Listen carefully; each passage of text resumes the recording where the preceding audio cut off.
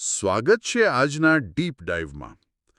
આજે આપણે ડિપ્લોમા એન્જિનિયરિંગના સિલેબસની એક બહુ જ રસપ્રદ સ્લાઇડ સિરીઝ જોવાના છીએ.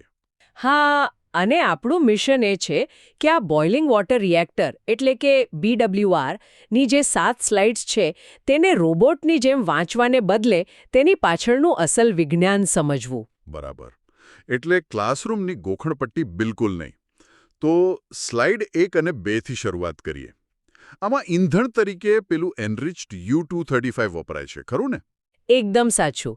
અને સૌથી મજાની વાત એ છે કે આમાં માધ્યમ તરીકે માત્ર સાદું પાણી જ વપરાય છે. મતલબ આ જ પાણી કુલન્ટ છે, રિફ્લેક્ટર છે અને મોડરેટર પણ છે.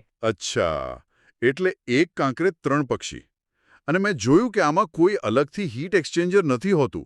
આ તો પેલું ચા બનાવવા માટે સીધું તપેલીમાં પાણી ઉકાળવા જેવું થયું. હા, એકદમ પરફેક્ટ એનાલોજી છે. વચમાં કોઈ બીજા વાસણની મગજમારી જ નહીં. આ સિંગલ સર્કિટ સિસ્ટમ છે. કોરમાં ઉત્પન્ન થતી ગરમીથી પાણી સીધું જ વરાળ બની જાય છે. ઓહ, અને પછી એ વરાળ ટર્બાઇન ચલાવે? હા, બરાબર. ટર્બાઇન ચલાવે અને કન્ડેન્સરમાં જઈને પાછી પાણી બની જાય. વાહ, એટલે સીધી વરાળ. તો સ્લાઇડ 3 અને 4 પ્રમાણે આના ફાયદા પણ ઘણા હશે. સાધનો ઓછા જોઈએ, એટલે જગ્યા અને ખર્ચ બંને બચે. બિલકુલ. અને તેની થર્મલ કાર્યદક્ષતા પણ લગભગ 30% જેટલી વધુ હોય છે. વળી પ્રેશર ઓછું હોવાથી રિએક્ટરની દિવાલો બહુ જાડી કે મોંઘી બનાવવી પડતી નથી. પણ મને આમાં પેલી સેલ્ફ કંટ્રોલિંગ સિસ્ટમ બહુ જોરદાર લાગી. એ જરા સમજાવો ને, એ કઈ રીતે કામ કરે છે? જો, જ્યારે પાણી ઉકળે ને ત્યારે તેમાં વરાળના પરપોટા બને છે. એન્જિનિયરિંગની ભાષામાં આપણે તેને વોઇડ્સ કહીએ છીએ. હવે આ પરપોટા બનવાથી પાણીનું પ્રમાણ ઘટે છે. એટલે કે મોડરેટર ઓછું થાય છે. હા, સાચી વાત. જો મોડરેટર ઘટે તો ન્યુક્લિયર રિએક્શન આપમેળે ધીમું પડી જાય. અરે વાહ! આનાથી તો રિએક્ટર જાતે જ પોતાનું તાપમાન કંટ્રોલ કરે છે. એટલે 30 કિલોગ્રામ પર સેન્ટીમીટર સ્ક્વેરના પ્રેશરે પણ ફ્યુઅલ સપાટીનું તાપમાન સલામત રહે છે. હા, લગભગ 280 ડિગ્રી સેલ્સિયસ આસપાસ એકદમ સલામત રહે છે. પણ અહીં મને એક મોટો સવાલ થાય છે. જો પાણી સીધું જ ન્યુક્લિયર કોરમાં ઉકળીને ટર્બાઇનમાં જાય, તો શું એ વરાળ રેડિયો એક્ટિવ નહીં હોય? સાવ સાચી જગ્યાએ ધ્યાન ગયું છે. અને આ જ સ્લાઇડ 5ની સૌથી મોટી મર્યાદા છે. વરાળ રેડિયો એક્ટિવ હોય છે. બાપરે! હા, એટલે માત્ર રિએક્ટર જ નહીં, પણ આખા પ્લાન્ટ ફરતે બાયોલોજિકલ શિલ્ડિંગ કરવું ફરજિયાત બની જાય છે. એટલે કે આખા પ્લાન્ટ ફરતે જાડી દિવાલો.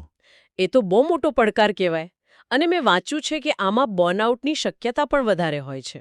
હા, એક જોખમ તો છે જ. અને પેલું જે સેલ્ફ રેગ્યુલેશન છે ને, એ ક્યારેક નડતરરૂપ પણ બને છે. ધારો કે અચાનક પાવરની ડિમાન્ડ વધી ગઈ. તો શું થાય? આપણે વરાળ વધુ ખેંચીએ એટલે પ્રેશર ઘટે, બરાબર? હા, અને પ્રેશર ઘટે એટલે પાણી વધુ ઉકળે, વધુ પરપોટા બને. વધુ પરપોટા એટલે ઓછું મોડરેશન. અરેરે! એટલે પાવર વધવાની જગ્યાએ ઉલટાનો ઘટી જાય? બિલકુલ. આ તો ગોકળગાય જેવી ધીમી સિસ્ટમ થઈ ગઈ. અચાનક પાવર વધારવો હોય તો આ સાવ ઊંધું જ કામ કરે છે. એટલે જ સ્લાઇડ 6 અને 7માં આનું કમ્પેરિઝન પેલું પ્રેશરાઇઝ્ડ વોટર રિએક્ટર મતલબ PWR સાથે કર્યું છે.